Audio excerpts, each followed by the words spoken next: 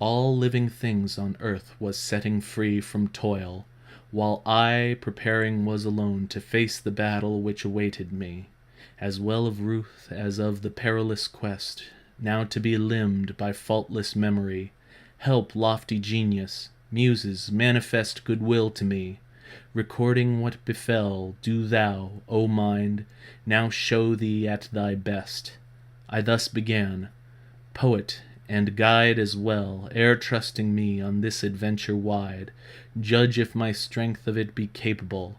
Thou sayest that Silvius' father, ere he died, still mortal to the world immortal went, there in the body some time to abide.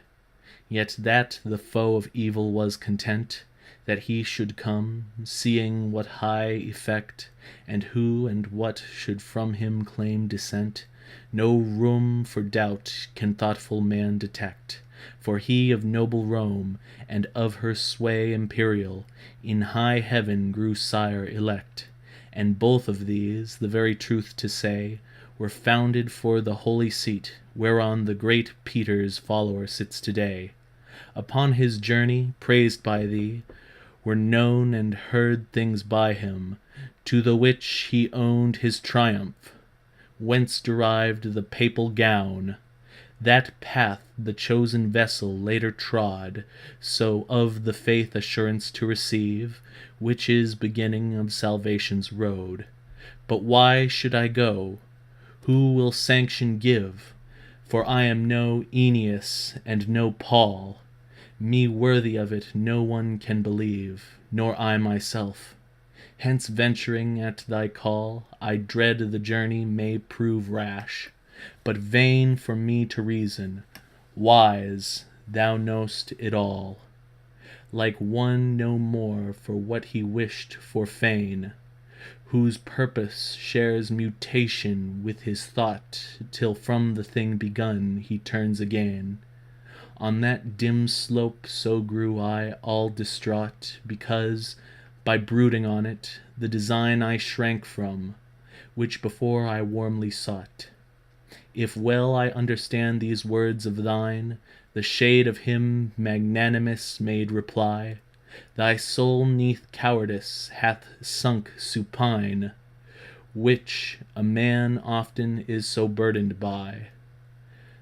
It makes him falter from a noble aim, as beasts at objects ill distinguished shy.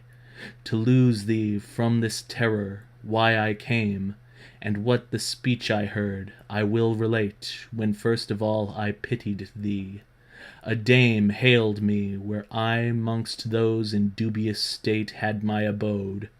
So blessed was she and fair, her to command me I petitioned straight. Her eyes were shining brighter than the star, and she began to say in accents sweet, and tunable as angels' voices are, O Mantuan shade, in courtesy complete, whose fame survives on earth, nor less shall grow through all the ages, while the world hath seat. A friend of mine, with fortune for his foe, has met with hindrance on his desert way, and, terror-smitten, can no further go, but turns, and that he is too far astray, and that I rose too late for help, I dread, from what in heaven concerning him they say. Go, with thy speech persuasive him bestead, and with all needful help his guardian prove, that touching him I may be comforted. No, it is Beatrice seeks thee thus to move. Thence come I, where I to return and fain. My coming and my plea are ruled by love. When I shall stand before my Lord again, often to him I will renew thy praise. And here she ceased. Nor did I dumb remain. O virtuous lady, thou alone the race of man exaltest above all else that dwell beneath the heaven, which wheels in narrowest space. To do thy bidding pleases me so well, though 'twere already done, 'twere all too slow. Thy wish at greater length no need to tell, but say, what tempted thee to come thus low, even to this centre, from the region vast, whither again thou art on fire to go? This much to learn, since a desire thou hast, she answered. Briefly thee I'll satisfy, how, coming here, I through no terrors passed. We are, of right, such things alarmed by, as have the power to hurt us. All beside are harmless, and not fearful. Wherefore I, thus formed by God, his bounty is so wide, am left untouched by all your miseries, and through this burning unmolested glide a noble lady is in heaven, who sighs o'er the obstruction where I'd have thee go, and breaks the rigid edict of the skies. Calling on Lucia, thus she made her know what she desired. Thy vassal now hath need of help from thee. Do thou then helpful show. Lucia, who hates all cruelty, in speed rose, and approaching where I sat at rest, to venerable Rachel giving heed, me, Beatrice, true praise of God, addressed. Why not help him who had such love for thee, and from the vulgar throng to win thee pressed? Dost thou not hear him weeping pitiably, nor mark the death now threatening him upon a flood than which less awful is the sea?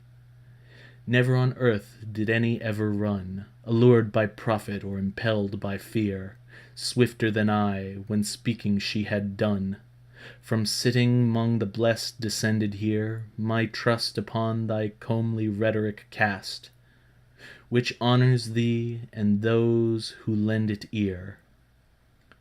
When of these words she spoken had the last, she turned aside bright eyes which tears did fill, and I by this was urged to greater haste, and so it was I joined thee by her will, and from that raging beast delivered thee, which barred the near way up the beauteous hill. What ails thee then? Why thus a laggard be? Why cherish in thy heart a craven fear? Where is thy franchise, where thy bravery, when three such blessed ladies have a care for thee in heaven's court, and these words of mine thee for such wealth of blessedness prepare, as flowers, by chills nocturnal, made to pine and shut themselves, when touched by morning bright upon their stems arise, full blown and fine. So of my faltering courage changed the plight, and such good cheer ran through my heart, it spurred me to declare, like free-born generous wight, O pitiful, who for my succor stirred, and thou how full of courtesy to run, alert in service, hearkening her true word. Thou with thine eloquence my heart hast won to keen desire to go, and the intent which first I held I now no longer shun. Therefore proceed, my will with thine is blent.